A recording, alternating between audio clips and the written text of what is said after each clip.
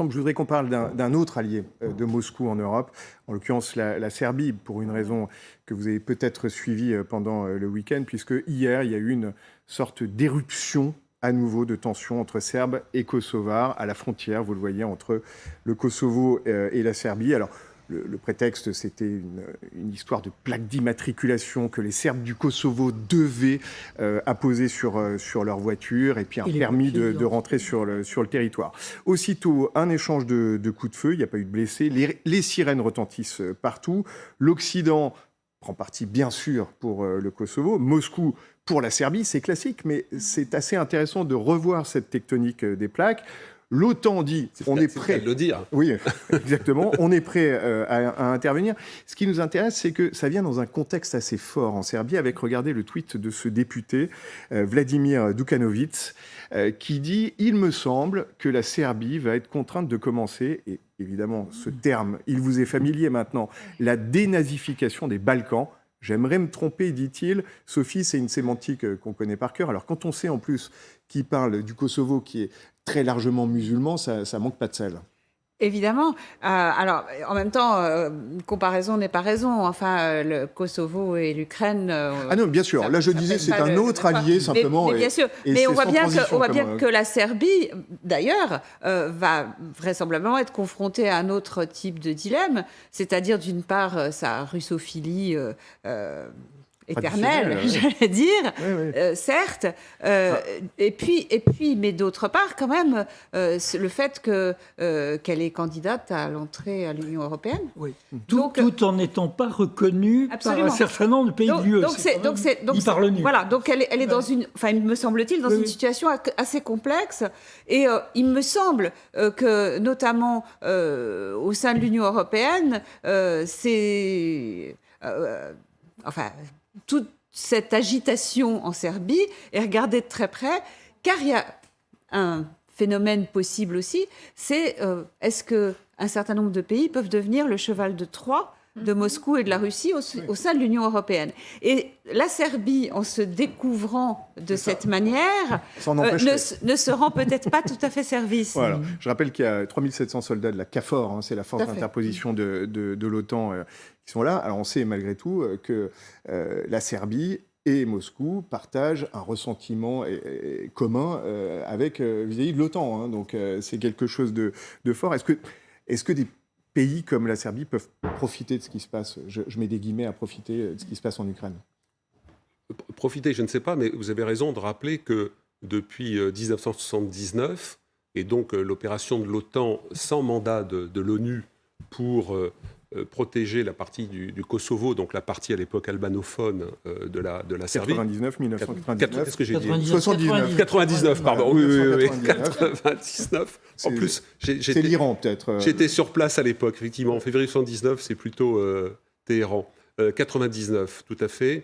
Donc il y a ce ressentiment. Des images d'archives de ce conflit.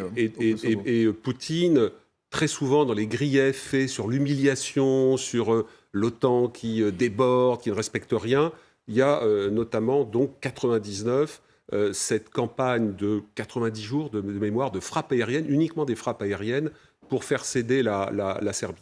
Par ailleurs, comme il y a 3700 soldats de l'OTAN au Kosovo... Prêts à intervenir, ont-ils dit.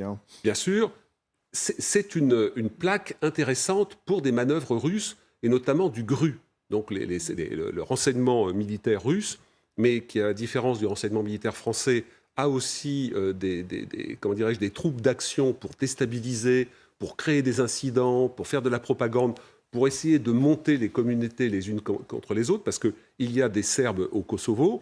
Et donc c'est vrai que dans la stratégie globale de Poutine, d'essayer de créer du désordre ailleurs, l'apparition du terme de dénazification, qui est tout aussi grotesque. Pardon ? Ce n'est pas nouveau. Non, tout à fait. Mais le fait de le remettre dans ce contexte, ça peut indiquer cette volonté. Je crois que, juste pour terminer, il faut être attentif à l'ensemble de la géopolitique et des points chauds sur la planète où les Russes ont un intérêt à essayer de mettre, non pas un pied, mais je dirais un cric pour essayer de faire craquer les relations. Très clairement, les Balkans sont identifiés par l'Union européenne depuis plusieurs années comme un point de fragilité. En quelques secondes, c'est ça. Oui, Est-ce que Poutine a stratégie intérêt du à Kosovo, organiser on la le connaît. désordre? Elle est très claire, entrer dans l'UE, et je crois que leur président a dit « Nous sommes le pays le plus pro-OTAN et le plus pro-américain du monde ». Enfin, une déclaration de ce genre. Donc là, il y a une stratégie qui n'est pas très difficile à comprendre.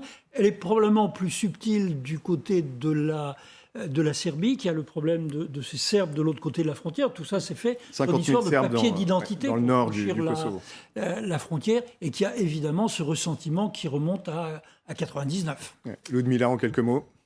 Par rapport à ce qui se passe, moi, je trouve que c'est très important de souligner, c'est que c'est l'Union européenne qui est visée à Kosovo. C'est son unité qui est visée.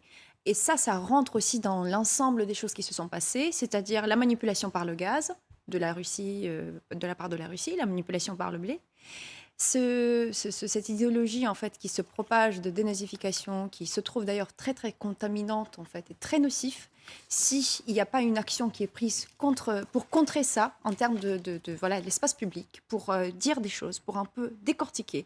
Ça peut être très, ça pourrait vraiment mobiliser tous les chevaux de Troie que Poutine a cachés un peu partout en Europe. On regarde ce qui se passe en Italie avec les démissions de Draghi, on regarde aussi avec certaines forces en France qui propagent certaines idées, qui reprennent ce qui est dit dans l'idéologie de Poutine d'aujourd'hui. Oui, ça peut être une stratégie du désordre un peu partout et le pour désordre, dire sans moi, vous ne pouvez pas retrouver l'ordre. Tout à fait. Le désordre, c'est-à-dire l'Europe complètement désunie, pas d'accord sur plein sujet. L'Europe qui, d'ailleurs, va se soucier plus de son propre bien-être, en mettant de côté les valeurs qui ont fait cette prospérité.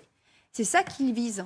Et c'est pour ça qu'il faut être très lucide sur ces sujets-là et quand même se dire que Poutine, il est vraiment dans le long terme.